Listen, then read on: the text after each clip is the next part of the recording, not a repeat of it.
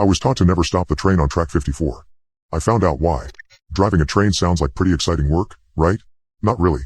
It's not fun when your shift is from 6 p.m. to 6 a.m. The train rolls on while I sit at the controls, and Roger takes over every few hours so I can stand out on the platform and have a smoke or eat something out of the fridge we keep in the back.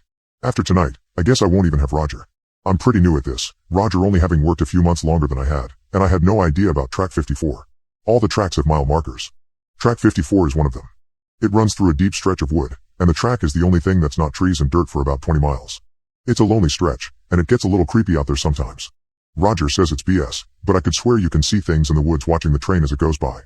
The good thing about the woods is that they're only 10 miles from the depot we use to drop off cargo, so once you're there, you're almost half done with your shift. Tonight, though, was a little different. I was sitting in the passenger seat, browsing Reddit on my phone when I heard Roger swear and cut the brakes on. I braced and looked out the glass, sucking in breath when I realized why he had stopped. It's not uncommon to get stuff on the tracks, trees, or animals sometimes, but this was definitely something we would need to call in. There was a body on the tracks. Roger keyed up the mic and called it in. Engine 13 here on track 54. He glanced at the metrics on the screen. 0.5, reporting a body on the tracks. The line went dead for a few seconds before someone came back from dispatch. Engine 13, come back. Did you say a body on the tracks? 10-4, said Roger, a human body on the tracks. More static before someone came back over, a different someone than the young woman who had answered before. Is it a living person or a dead body? Roger squinted at it for a moment. Does it matter? There's a body on the tracks. It's the difference between calling the police and calling an ambulance. So yes, it matters. Roger sighed, glancing left and right at the woods before handing me the radio. Keep them numbnuts updated while I go check what kind of body this is. Then he climbed out of the train and moved to the front.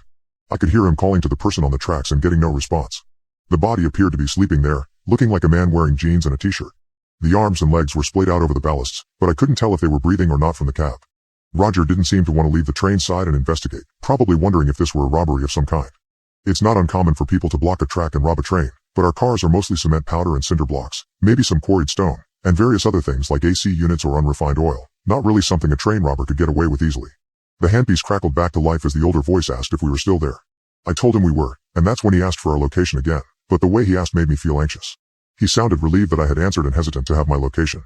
Track 54.5, I told him, eyes still on Roger as he walked closer to the body on the tracks. Silence for a good 10 seconds as I watched Roger near the man. My eyes cut to the woods for half a second, thinking I had seen movement in the trees. Was it an optical illusion? The only light was the big headlight, and it did make things in the peripheral look weird sometimes. Roger was nearing the track now, and the mic cutting back in made me jump. Drive over it. I stared at the handpiece in surprise. What? Drive over it and get the hell out of there. No one is supposed to leave the cabin after track 50. Did no one tell you that? I looked back up to Roger, now poking the body with his foot, before turning back towards the train. No, I've only been a driver for a few months. Roger and I.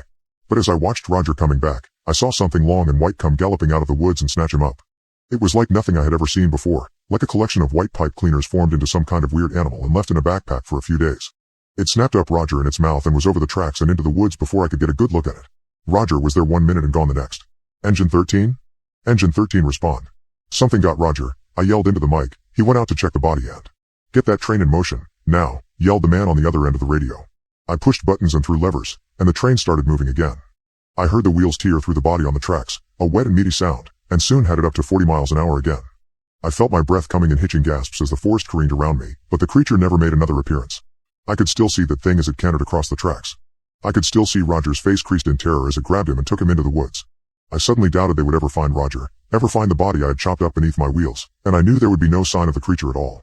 When I pulled into the depot an hour later, there were people there waiting for me. People in suits from the Department of Transportation. They told me I had done the right thing.